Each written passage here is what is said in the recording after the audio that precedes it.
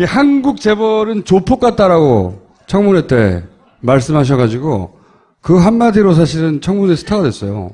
근데 그 이후로 제가 그 내용이 이제 금융사 대표로는 유일하게 국민연금 국민연금 삼성화병을 지원하는 걸 반대했던 그 청문회 나오셨는데 그 이후로 제가 인터뷰를 해보려고 여러 차례 전화를 드렸는데 단 한 번도 인터뷰 응하지 않으셨어요. 단 한 번도. 그런데 책 나오니까 이렇게 쉽게. 존스 홉킨대 박사님이시고, 제가 찾아보니까. 그리고 세계은행에 근무하셨고, 그리고 삼성증권, 그리고 하나투자증권 대표를 역임하신 주진영 전 대표님입니다. 갑자기 안철수 유치원 논란에 대해서 페이스북에 한마디 쓰셨다가 언론이 크게 받았었죠, 굉장히. 알고 봤더니 책 팔려고 그랬던 거예요. 제가 책을 다 읽어보진 않았는데, 책이 결국은 그런 얘기더라고요. 경제에 관한 얘기였어요. 경제 전문가이기도 한데. 근데, 의원님은 왜 여기 낀 거예요? 제가 팟캐스트 안 나와야 되거든요. 안 나오기로. 징계 기간인가요? 네, 징계 기간이에요. 사고를 하도 많이 쳐가지고. 선거 끝날 때까지 안 나오려고 그랬는데. 네.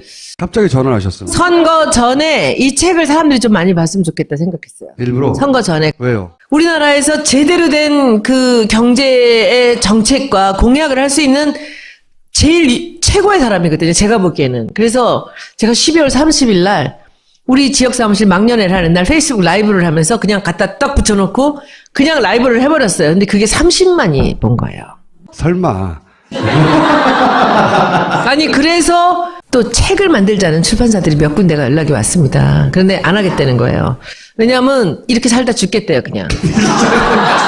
그리고 저하고 그 국조에서 삼성 제가 모시고 참고인을 했거든요. 김상조 선생님하고. 제가 모신 거거든요. 근데 그때도 제가 이걸 얘기를 듣고 그걸 읽는 것보다는 거기 모셔서 질문을 하는 게 저는 낫다고 생각해요. 이 사람들의 목소리를 사람들이 국민이 듣게 해줬으면 좋겠다 해서 제가 했는데. 그만 말씀하시면 안 돼요? 저도 아름다운 목소리를 좀 들어보고 싶어요. 잠깐만. 책 쓴 사람은 따로 있는데. 그래서 이제 안 할게.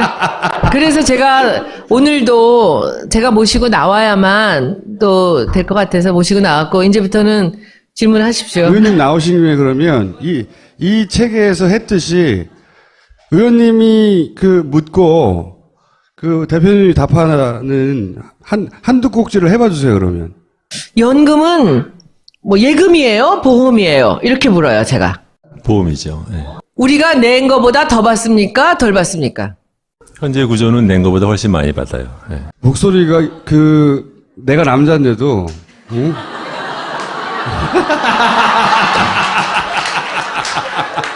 그럼 나도 앞으로 이런 식으로. 의원님이 갑자기 전화해서 대선 전에 이런 내용의 경제 정책이나 내용이 소개돼야 된다고 전화하신 거란 말이죠. 그래서 대선에서 이제 만약에 문재인 후보가 이기면 이런 정책을 펴야 된다고 그걸 알려줘야 되겠다고 하신 거예요. 그런 거 아무거나 하나 아이템을.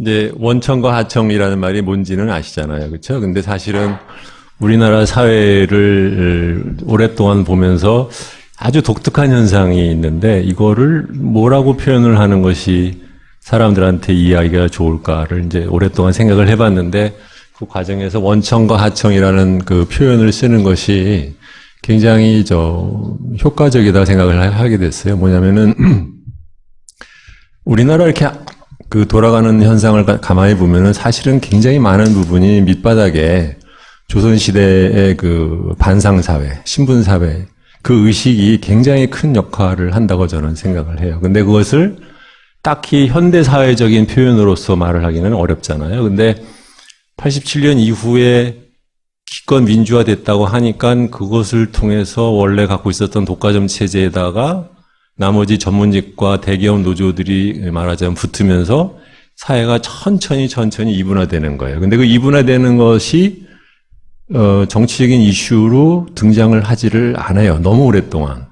그리고 그 와중에서 하층에 속하는 사람, 목소리를 대변하는 사람들은 거의 없고 사실은 정당에서 여당, 야당이나 하지만 사실은 많은 부분이 원청 내에서의 자기들끼리의 얘기를 하는 그 논란이 줄을 이룬다. 그런 느낌이 많이 들어서 그래서 한국 사회는 점점점 어떻게 보면은 그동안에 눌렸던 이제 독재에 의해서 눌렸던 것이 그다음에는 김영삼 정부 때 노태우 정부 때 일방적으로 이제 그 금융을 통해서 부실 기업을 양산하던 것. 근데 그것을 할 수 없게 되고 나서는 IMF 위기 이후에는 이제 많은 사람들은 그걸 신자유주의에 의해서 우리나라가 소득이 양극화된다고 하는데 저는 그렇게 생각하지 않고 원래부터 갖고 있었던 그러한 그 반상 사회, 신분 사회적인 그런 의식이 이러한 양극화를 갖다 그대로 남도록 또는 그것을 더 강화하는 쪽으로 흘러간다. 그런 생각을 했던 거죠. 쉽게 말하면 같은 일을 하는데 원청회사에서 일하는 사람하고 하청회사에서 일하는 사람하고 임금이 다른 거예요. 그러면은 그 하청에서 싼 임금으로 갖고 가서 원청에서 많은 이익을 붙여서 파는 거죠. 그러니까 계속 갈라져 있는 거죠, 이것이. 그 얘기가 굉장히 감동이었고, 실제로 책에 나간 다음에 제일 인기가 있는 거는 직장 민주화 얘기입니다. 직장 민주화도 어떻게 보면은 그런 문제예요. 제가 직장을 다니면서 이렇게 보면 우리나라가 빠른 속도로 경제 발전을 했기 때문에 어떻게 보면은 옛날 시대에 교육을 받은 사람들의 생산성이 사실 굉장히 떨어져요.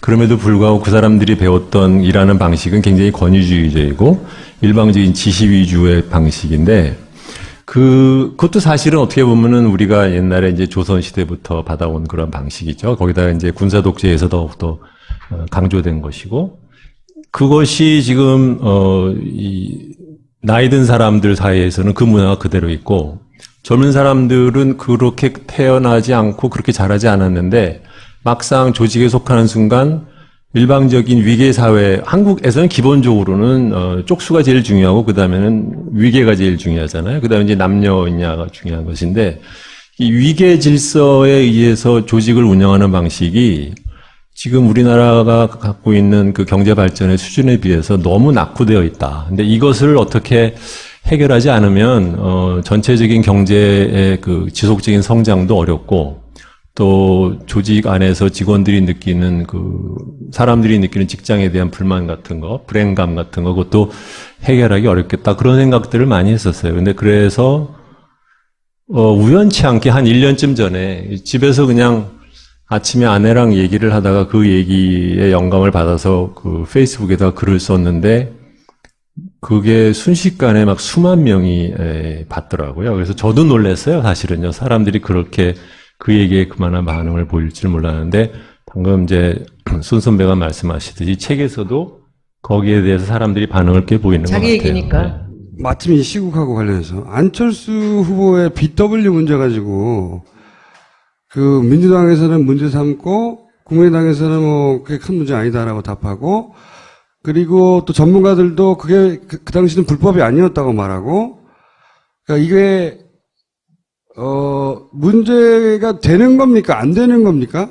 법적으로는 문제가 없어 보여요. 왜냐하면 우선 BW를 발행할 때는 보통은 이사회 발행만으로 가능합니다. BW가 뭔지도 좀 설명해 주시고. BW는 이제 뭐의 약자냐면 본드 with warrant예요. 본드라는 것은 채권이고 워런트는 그러니까 말하자면 보장을 받았다라는 뜻이거든요. 그러니까 보통은 어떻게 쓰는 거냐면 채권을 발행할 때 내가 돈을 빌려준다고 하지만 플러스 나중에 주식을 살 수 있는 권리가 붙어 있어요. 네, 그래서 나중에 이걸 띄어서 팔 수도 있는 건데, 그러니까 이제 안철수 씨가 그 당시 안랩에서 비상장 기업일 때, 그 당시 지분이 한 30몇 % 갖고 있었고, 삼성 SDS가 20%, 산업은행이 20%, 뭐, 다른 LG 창투가 10몇 % 이렇게 갖고 있었는데, 3억을 들여서 지분의 20%를 늘려요. 그러니까 그게 말하자면 이제 채권을 발행을 하는데 거기다 BW 워런트를 붙여서 1년 뒤에는 3억을 회사가 도로 갖고 그러니까 사실은 돈이 필요하지 않았던 거죠. 그러고 난 다음에 그 워런트를 행사를 해서 그 전에 자기가 갖고 있던 지분보다 한 20%를 올려서 한 50몇 %를 올리고 오늘 기사죠. 곽정수 씨가 한겨레 기사를 썼는데 제가 보니까 그 지분 계산이 좀 잘못된 것 같아요. 그래서 제가 오늘 그렇지 않아도 그 얘기를 해주고 왔어요. 전화해서 그 지분 계산 잘못된 것 같다 그랬더니 본인은 다른 데서 들은 얘기라서 그래서 내가 그 감사 보고서 카피해 놓은 걸 갖다 보내줬는데 어떻게 또 마침 그걸 또 물어보시는데 그러니까 보통 이사회 의결만이 아니라 원래 돌아가면 이게 주총까지 갔어요. 그러니까 주주들이 다 동의를 한 거예요. 그렇죠? 그러다 보면 그 주주는 산업은행이라든가 뭐 SDS라든가 이런 사람들이 있었기 때문에 굳이 그 사람들이 무슨 뭐 그 협박을 당하거나 아니면은 무슨 이해관계에 무슨 충돌이 있어서 그럴 것 같지는 않은데 그러면 왜 중요한 것은 왜 그러면 그 사람들은 안철수가 20%의 지분을 3억만으로 올리는 것을 허용을 했을까? 네. 그게 사실은 더 중요한 거죠. BW 발행하는 거는 이제 회사가 돈이 없어서 조달하려고 할 때 보통 발행하는데 돈이 필요한 상황도 아니었는데 그 단가의 BW 발행하면 이 사람은 곧 상장되면 최소 몇백억씩 이득을 볼 수 있는데 그거를 다른 주주들이 허용해 준 거다 이거잖아요. 근데 그렇게 된 이유는 보통 재벌 대개는 2세들이 그런 편법을 많이 쓰지 근데 않나요? 이거는 편법은 아닌 것 같아요. 뭐냐면 이런 게 있어요. 그러니까는 비상장 회사로 이제 운영을 하는데 그 당시 안랩에서는 안철수가 꾸준하게 이 회사에 있는다라는 것이 굉장히 투자자 입장에서도 중요한 문제잖아요. 그런데 그 당시 안철수 씨의 지분이 30몇 %다. 그 다음에 나중에 이제 상장을 해서 뭐 추가로 뭐 발행을 하거나 아니면은 그 중에 일부를 갖다 팔면 안철수가 갖고 있는 지분이 너무 낮아질 수 있죠. 그러면은 어떤 경우에는 그것 때문에 상장하고 난 다음에 그 당시에 경영권을 뺏기는 사람들도 있었거든요. 그러니까는 그것을 나는 원하지 않는다. 그러니까 성장하고 싶으면 내 지분을 확실하게 더 늘려달라라고 요구를 했고 나머지 주주들은 아무로나 나는 큰 돈을 벌 거니까는 뭐 걔도 벌고 나도 버는 것이 나쁘진 않겠다 해서 같이 동의는 해줄 수는 있었어요. 그 BW를 발행할 애초에 목적은 아닌데 그걸 발행해서 상징적인 대주주가 자기 지분을 지키고 돈도 벌기를 허용해 준 거죠. 그런 거예요. 그래서 그 덕분에 안철수 후보가 가지고 있는 지금의 재산의 거의 대부분이 그때 얻어낸 이득이 바탕이 된 거거든요. 근데 그때 700억인가 뭐 800억인가 하여튼 엄청난 돈을 벌었어요. 그 덕분에. 근데 그걸 지금에 와서 문제 삼는 이유는 뭡니까 그러면? 그때 당시에는 그것이 합법이었는데 지금에 와서 다시 문제 삼는 이유는 뭐예요, 그러면? 네, 말하자면 그게 안철수 씨가 돈을 벌게 된 가장 중요한 계기인데 그것이 어떠한 과정에 나머지 주주들 사이에 어떠한 양해와 합의와 논의 끝에 된 것인지에 대해서는 전혀 알려진 게 없거든요. 그러다 보니까 이제 그것을 밝혀라. 이제 그런 뜻으로 볼 수도 있는 거죠. 거절하지 않은 거잖아요. 다들 남들이 했듯이 한 거잖아요. 만약에 그게 훨씬 자기한테 엄격한 도덕 기준을 적용하는 사람이면 안 할 수도 있었던 건데 안철수는 그 정도는 아니었다. 그러니까 그냥 소위 당시 흔한 자본가 정도지 안철수 후보가 우리가 생각하듯이 유난하게 깨끗하고 그런 사람은 아니다. 이런 공격인가요? 저는 한 번도 안철수가 다른 사람보다 이렇게 유난하게 깨끗한다고 생각해 본 적이 없기 때문에 그게 이렇게 대단한 이슈가 된다고 생각을 그러니까 불법했지 이거라기보다는 뭐 딱히 깨끗하지 않구만 니도 이 정도 공격인가 혹은 당신이 주장하듯이 무슨 새정치나 뭐 자본의 논리를 뛰어넘는 무슨 아주 훌륭한 지도자나 그렇지 않죠. 자본의 논리에 가장 충실한 딜을 한 거예요.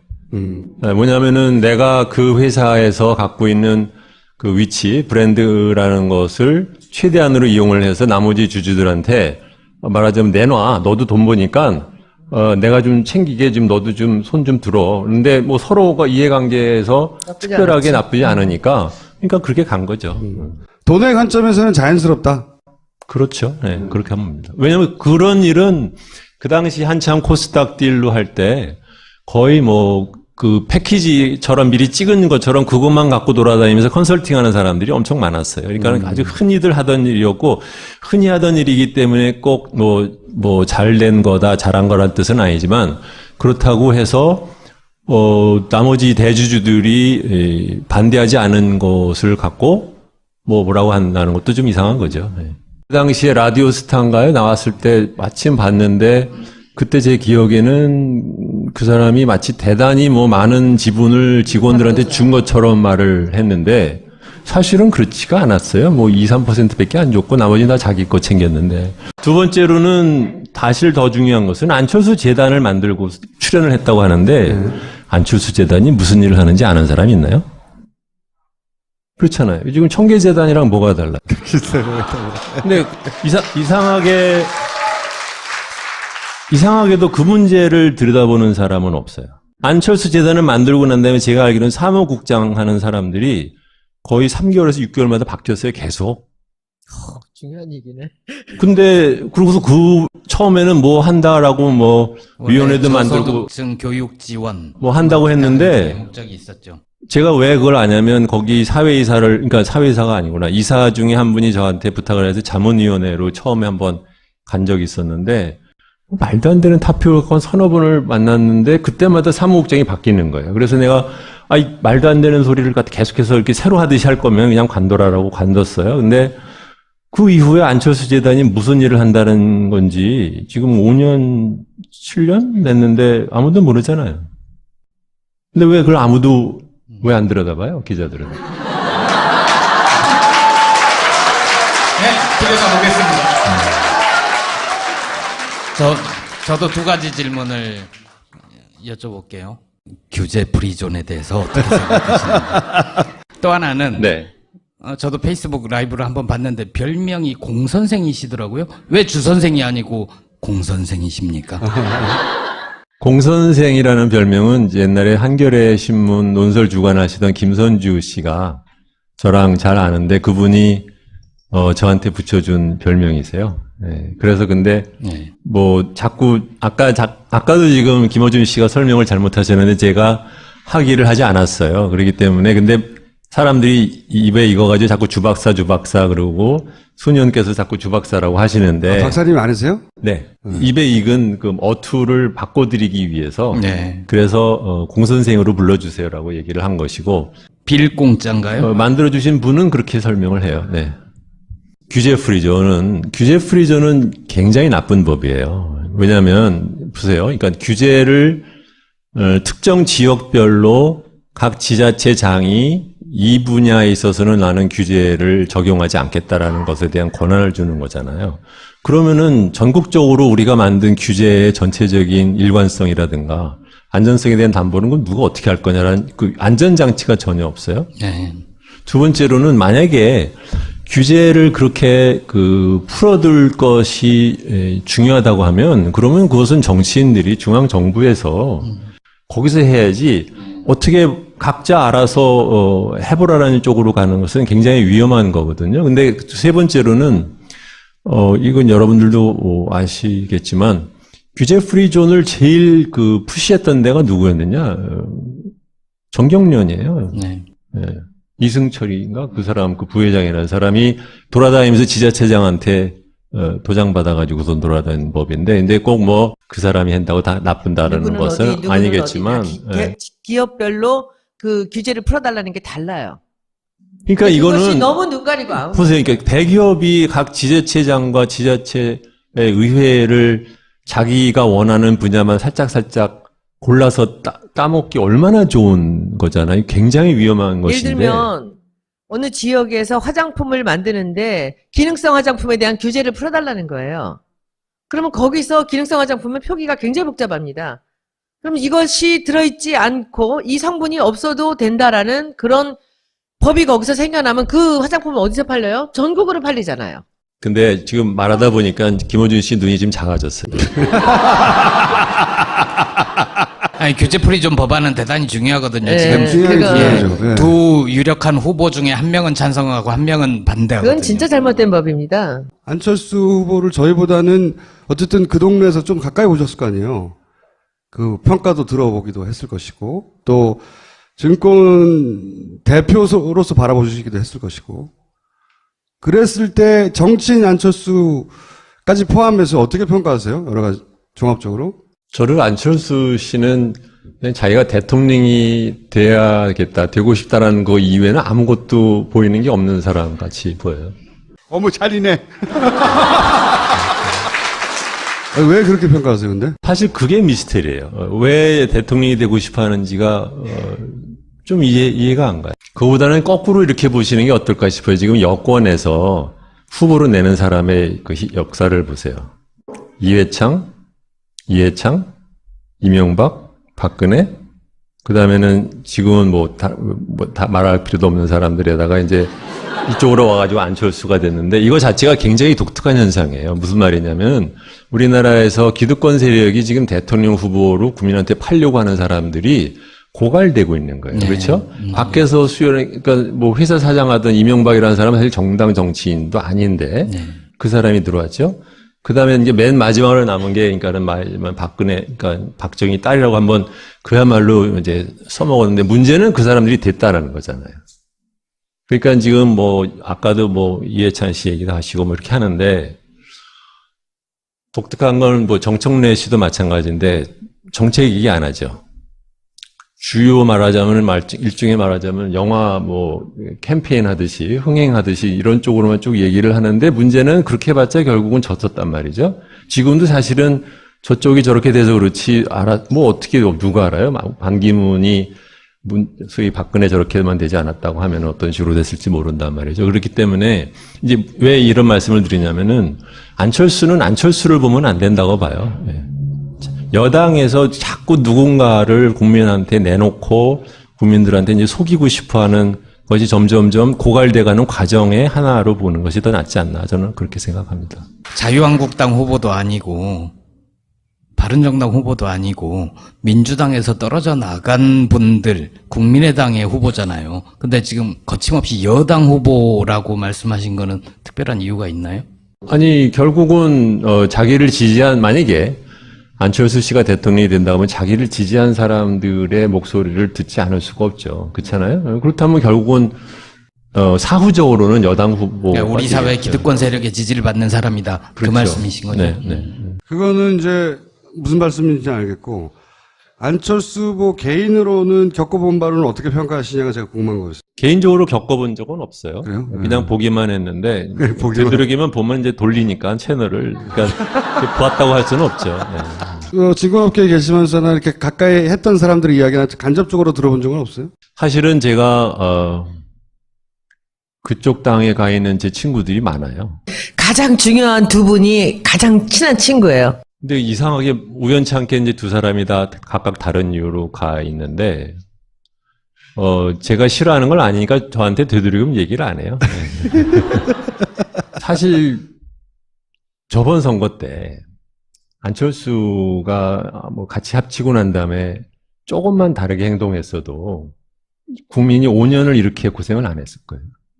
저는 그 면에서는 그 사람을 도저히 용서할 수 없어요. 본인은 최선을 다했대잖아요. 20몇 차례 선거 유세 다니고 막판에 목도리도 눌러주고 할 거 다 했는데 왜 뒤늦게 나를 비난하냐 이렇게 5년 후 얘기하잖아요. 5년이 안 됐죠. 이번에는 아마 선거 날 떠나지 않고 선거 다음 날 떠날 것 같아요. 예. 아니 저희는 이제 책 얘기만 하고 살짝 물어보려고 그랬더니 뭔가 저격수가 날아왔어. 저격수예요. 저는 그때 청문회 날 한국 재벌이 조폭과 같아서 예, 아니, 그 그러니까 말이 아니, 생각나긴 그 왜, 한데, 예. 다시 한번 얘기해달라고 했던 거 있잖아요, 왜. 이완구 의원이 예. 그때 몇 번의 질문을 그 사람이 이 주 선생이 누군 줄 알았으면 그 질문을 하면 안 되는 거죠. 거기서부터 이 사람 막 당황하면서 이제 조폭 얘기 나오고 이제 딱 작정을 한 거야. 그래서 제가 얼마나 차분하게 죽이느냐 하면은 이 독설이 흥분하지 않아요. 그리고 딱 이러고서 있는데 아유 제가 오늘 죽었구나 생각이 딱 들더라고. 근데 이제 거기서부터 잘못 걸려가지고 한화에서 쪽지 받아갖고 한 거거든 그게. 하나에서 그렇게 공격하라고. 그치. 쪽지를 줬는데 그 쪽지 주는 상황까지 다 본 거예요. 근데 그 친구가 벌써 하고 이렇게 이 질문을 하려고 하는 순간 무슨 질문을 할지 이미 다 알고 있었어요. 그리고 이제 준비를 딱 하고 팔을 탁 기대더니 얼굴이 더 싸늘해지면서 이제 그러면서 한국 재벌들이 조폭과 같다가 쭉 나온 답변이 나오고 그거 하나로 책까지 내신 거 아니에요 지금? 그리고 이 책을 그렇게 무리하게 낸 이유가 저는 대통령 후보가 되시는 분들이 이 책을 꼭 봤으면 좋겠어요. 그리고 이 얘기가 너무 좋잖아요. 사립 공립이 중요한 게 아니라 왜 사립하는 사람들한테 아부를 하느냐. 그리고 집 가까이에 좋은 유치원이 있으면 되는 거지. 아니 이 페이스북 자체가 굉장히 크게 화제가 됐어요. 내용이 당시에 안철수 후보가 한 발언이 뭐가 잘못인지 정확하게 바로 집어줘가지고 크게 화제가 됐고요. 인연이 되게 중요하거든요. 네. 누가 나를 이 자리에 데려왔는가. 근데 아까 말씀에는 김종인 의원이 같이 하자 해서 오셨다는 거 아니에요? 네. 김종인 의원 나갔잖아요. 네. 뭐 의원 중에 어떤 분은 따라 나가기도 했는데 제가 그럴 잡았어요. 생각은 전혀 없으셨나요? 명분이 중요하지 인연이 중요한 건 아니죠.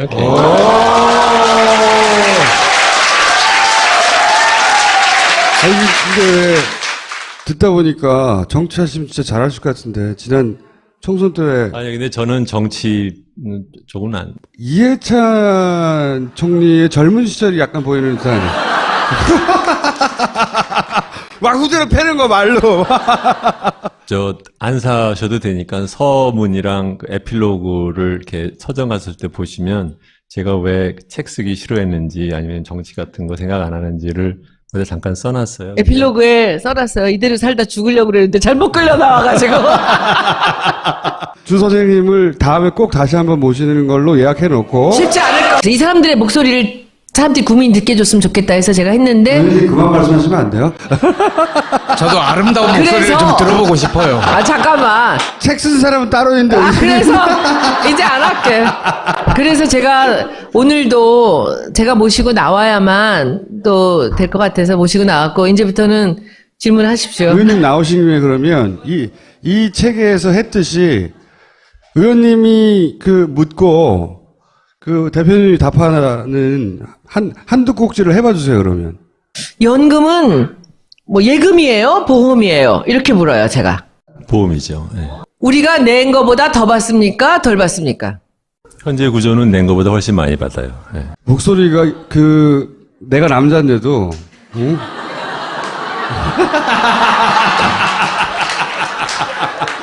그럼 나도 앞으로 이런 식으로 의원님이 갑자기 전화해서 대선 전에 이런 내용의 경제 정책이나 내용이 소개돼야 된다고 전화하신 거란 말이죠. 그래서 대선에서 이제 만약에 문재인 후보가 이기면 이런 정책을 펴야 된다고 그걸 알려줘야 되겠다고 하신 거예요. 그런 거 아무거나 하나 아이템을 이제 원청과 하청이라는 말이 뭔지는 아시잖아요. 그렇죠? 근데 사실은 우리나라 사회를 오랫동안 보면서 아주 독특한 현상이 있는데 이거를 뭐라고 표현을 하는 것이 사람들한테 이해하기가 좋을까를 이제 오랫동안 생각을 해봤는데 그 과정에서 원청과 하청이라는 그 표현을 쓰는 것이 굉장히 효과적이다 생각을 하게 됐어요. 뭐냐면은 우리나라 이렇게 그 돌아가는 현상을 가만히 보면은 사실은 굉장히 많은 부분이 밑바닥에 조선시대의 그 반상사회, 신분사회, 그 의식이 굉장히 큰 역할을 한다고 저는 생각을 해요. 근데 그것을 딱히 현대사회적인 표현으로서 말을 하기는 어렵잖아요. 근데 87년 이후에 기껏 민주화됐다고 하니까 그것을 통해서 원래 갖고 있었던 독과점 체제에다가 나머지 전문직과 대기업 노조들이 말하자면 붙으면서 사회가 천천히 이분화되는 거예요. 근데 그 이분화되는 것이 않았던 거죠. 그러고 난 다음에 그 워런트를 행사를 해서 그 전에 자기가 갖고 있던 지분보다 한 20%를 올려서 한 50몇 %를 올리고 오늘 기사죠. 곽정수 씨가 한겨레 기사를 썼는데 제가 보니까 그 지분 계산이 좀 잘못된 것 같아요. 그래서 제가 오늘 그렇지 않아도 그 얘기를 해주고 왔어요. 전화해서 그 지분 계산 잘못된 것 같다 그랬더니 본인은 다른 데서 들은 얘기라서 그래서 제가 그 감사 보고서 카피해 놓은 걸 갖다 보내줬는데 어떻게 또 마침 그걸 또 물어보시는데 그러니까는 보통 이사회 의결만이 아니라 원래 돌아가면 이게 주총까지 갔어요. 그러니까 주주들이 다 동의를 한 거예요. 그렇죠? 그러다 보면 그 주주는 산업은행이라든가 뭐 SDS라든가 이런 사람들이 있었기 때문에 굳이 그 사람들이 무슨 그 협박을 당하거나 아니면은 무슨 이해관계에 무슨 충돌이 있어서 그럴 것 같지는 않은데 그러면 중요한 것은 왜 그러면 그 사람들은 안철수가 20%의 지분을 3억만으로 올리는 것을 허용을 했을까? 네. 그게 사실은 더 중요한 거죠. BW 발행하는 거는 이제 회사가 돈이 없어서 조달하려고 할 때 보통 발행하는데 돈이 필요한 상황도 아니었는데 그 단가의 BW 발행하면 이 사람은 곧 상장되면 최소 몇백억씩 이득을 볼 수 있는데 그거를 다른 주주들이 허용해 준 거다 이거잖아요. 근데 그렇게 된 이유는 보통 재벌 대개는 2세들이 그런 편법을 많이 쓰지 근데 않나요? 이거는 편법은 아닌 것 같아요. 뭐냐면 이런 게 있어요. 그러니까는 비상장 회사로 이제 운영을 하는데 그 당시 안랩에서는 안철수가 꾸준하게 이 회사에 있는다라는 것이 굉장히 투자자 입장에서도 중요한 문제잖아요. 그런데 그 당시 안철수 씨의 지분이 30몇 %다. 그 다음에 나중에 이제 상장을 해서 뭐 추가로 뭐 발행을 하거나 아니면은 그 중에 일부를 갖다 팔면 안철수가 갖고 있는 지분이 너무 낮아질 수 있죠. 그러면은 어떤 경우에는 그것 때문에 상장하고 난 다음에 그 당시에 경영권을 뺏기는 사람들도 있었거든요.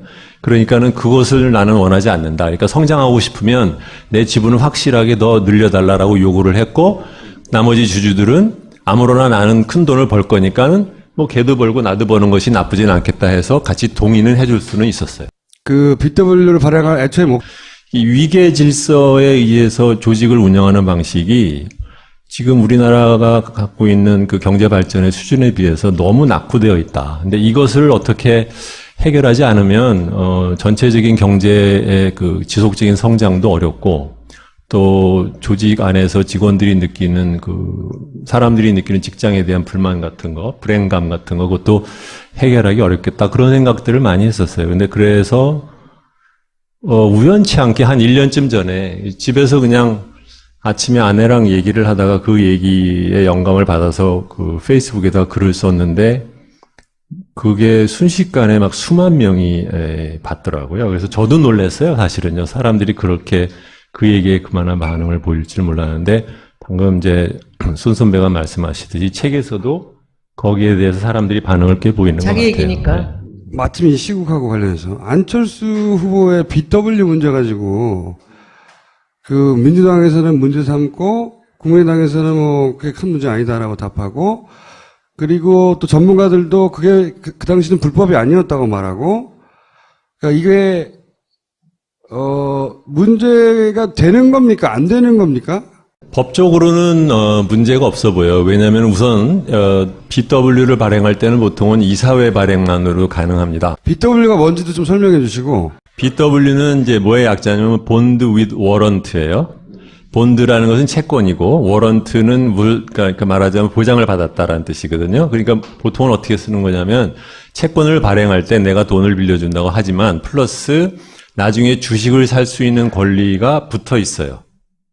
네, 그래서 나중에 이걸 띄어서 팔 수도 있는 건데, 그러니까 이제 안철수 씨가 그 당시 안랩에서 비상장 기업일 때 그 당시 지분이 한 30몇 % 갖고 있었고, 삼성 SDS가 20%, 산업은행이 20%, 뭐 다른 LG 창투가 10몇 % 이렇게 갖고 있었는데 3억을 들여서 지분의 20%를 늘려요. 그러니까 그게 말하자면 이제 채권을 발행을 하는데 거기다 BW 워런트를 붙여서 1년 뒤에는 3억을 회사가 도로 갖고, 그러니까 사실은 돈이 필요하지 않은 정치적인 이슈로 등장을 하지를 않아요. 너무 오랫동안.